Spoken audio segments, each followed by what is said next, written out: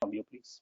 Sure. I think pandemic has really taught us a lot, didn't it? And not that we, and surprisingly and funnily, half of the things that every one of us is talking today, we knew it 2 years back as well.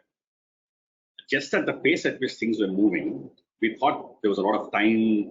Let's observe what somebody else is doing, then move. But this pandemic has just, told us you can't think things won't wait.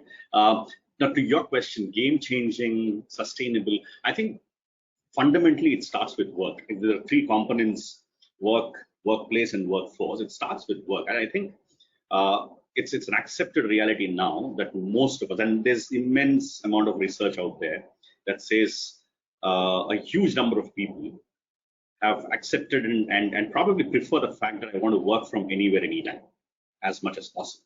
Remote working, number one.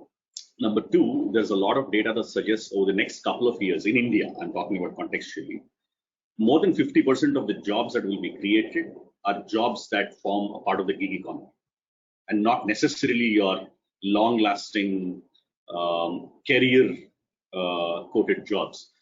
So for me, it starts with the fact that how are we reimagining work? How are we moving away from modular pieces of projects and waterfall structures, supervisory heavy, to very nimble, smaller pieces that are run by teams that are fit for purpose, and then they disengage, they form newer teams.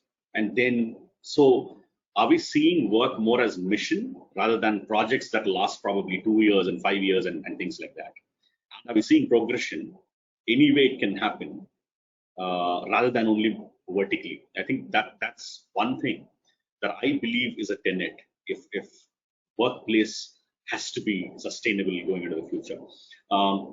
Number two, that automatically brings me to my second point, and then probably one of my passionate areas of performance management system. And now there's lots that happened over the last 5, 7, 8 years. The biggies have done it, but the rest of the world, I think what we need to wake up, and what we've done with my previous employer, is actually start with the question of why for every little thing that we have known or we've grown up on, how a performance management should work. We said, why should it be biannual or annual? Why should it be very secretive? Why should it be very between two these things, etc.? Where do we draw the line and stuff? And we literally reimagined or drew ground up what we want.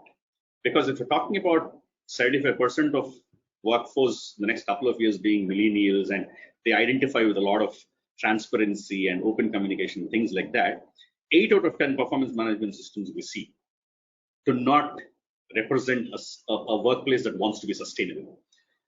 So we've actually drawn like jobs across geographies, across these things. We've created leaderboards to push collective performance up, because I might be sitting in a place like Mumbai in India and doing, for example, a financing process, which is same as somebody sitting in a Chile and doing. We still are drawing parallels and saying, in that collective community of finance professionals we have within the organization, you're standing here. Versus in your project, you might be the best. Yeah, and that's how we've started rewarding incentives at a different level, and we've put the whole learning game around it. I think that's to me is the second. And I was tempted when Bhumika was saying, I think now if you're reimagining work and how the work is measured through performance management, reimagining teams, and that's where I think inclusion becomes so much more important. We believe when we see usually women form about less than 25% of our workforce in India, while for most other parts of the world it's almost double. So one pocket we're losing is still that. Secondly, I read this and it hit me so hard that apparently we lose, as an Indian economy, we lose about 32 billion USD simply because we are transphobic or we are homophobic. Now imagine if an adult population in a country, 6% of it is supposed to be LGBTQ community. Yeah, and in Indian terms, which means we're saying about north of 50 million people form in that category. And now let's look at all our workplaces and say, how many of our jobs are designed and constituted to embrace that set of people. So these are two pockets I can immediately think of. And for me to be sustainable, unless my talent strategies, right from acquisition to engagement to building and nurturing those pockets, if today I'm not actively thinking of it, I will not be very surprised if such a workplace is not sustainable 5 to 10 years down the line. So there's a lot of leakage in terms of catchment areas, and for in your language, game-changing talent strategy, I think it's important that we take a step back and see what are those areas, what are the catchment places we have never ever touched upon. What we have done on this front is Bhumika spoke about D and I and E and revenues. We wanted to hit that middle layer managers, because leaders, top leaders usually understand, boardrooms usually understand. It's hard to translate that to mid-level managers, which is actually the spine of any organization. So something interesting we've done is we've done a diversity fault line study. So we've taken about 500 teams across verticals and domains who are performing exceptionally well in their respective areas.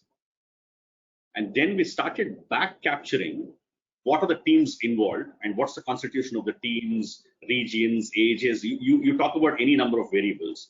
We started plotting all those variables on our listing. And then we went back to the managers and said, the exceptionally high performing teams within our organization have these common characteristics. And no wonder the common characteristics are cultural backgrounds are very different. There's a combination of people coming from rural, sub-rural, and metro combinations, male and female, of course, and several other these things. And that's how we said, here are the small specifics you might want to get into in building strong teams. And that appealed to mid-level managers because we're talking about performance metrics. And we left it to them for easy understanding, obviously, because they run P&Ls, that if you take care of this, revenue will follow. And I think that messaging helped. Number one, in my current organization, we quickly run two programs. One is we specifically call it a household hope, where we focused on households with zero incomes, sustainable incomes, or single incomes which are below poverty line. And we've hired over the last couple of years about 5,000 people. We train and then we deploy. Because for them, they continue to be in that physical, emotional areas, so to say, and don't have avenues to come up. So we focus there. Then we've started a campaign of adopting some villages. We are setting up computer labs in schools and colleges.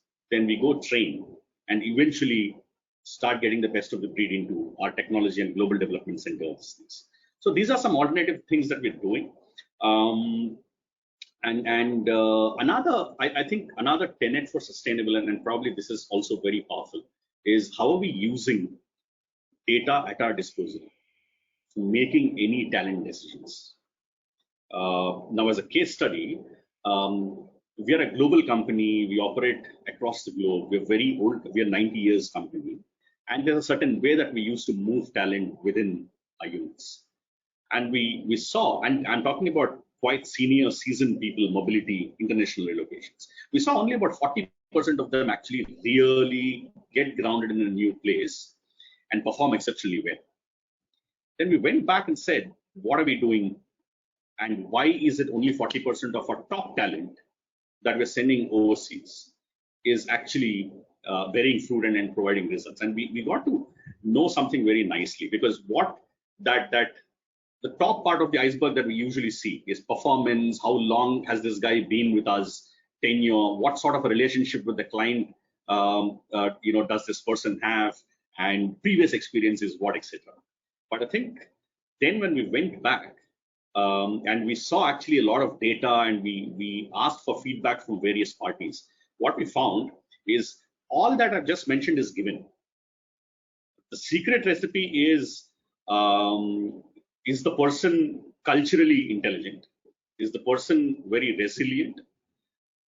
Has he or she got high ambiguity tolerance, learning agility? Because whatever you know will not probably work for you. Are you on your toes, etc.? Then we said, now our analytics helped us as to from feedback and a lot of other things, situational objective analytics helped us. as to here are the things that people are failing. That was a powerful example for us to say, if we look more keenly at data and trends of failure, and we were failing because 40% success rate is no big deal. Then we went back and said, let's identify assessments that capture these strengths in a person. Secondly, let's put them for short-term reputations at the cost of higher probably spend that we do, but ensure a higher success rate. That's one. Like this, we've done one or two specific analytic exercises before we launched a big exercise, and I think it did give us a lot of headroom in terms of one, adjusting the interventions that we're doing, and probably passion for design thinking. It's always important, I feel, that empathy in that entire process comes first. So what analytics gives, the power of analytics is that empathy. To say, here is what we're trying to do as HR professionals for our employees. And we might be wrong because analytics is saying the community actually needs something else. And then it's important to go back to the drawing board and see. So here are 3-4 things that I think, Rishi, and strongly believe for a sustainable workplace, leaders need to drive these exercises of these behaviors, as you might want to call it. Thank you for that, Rasagjna. And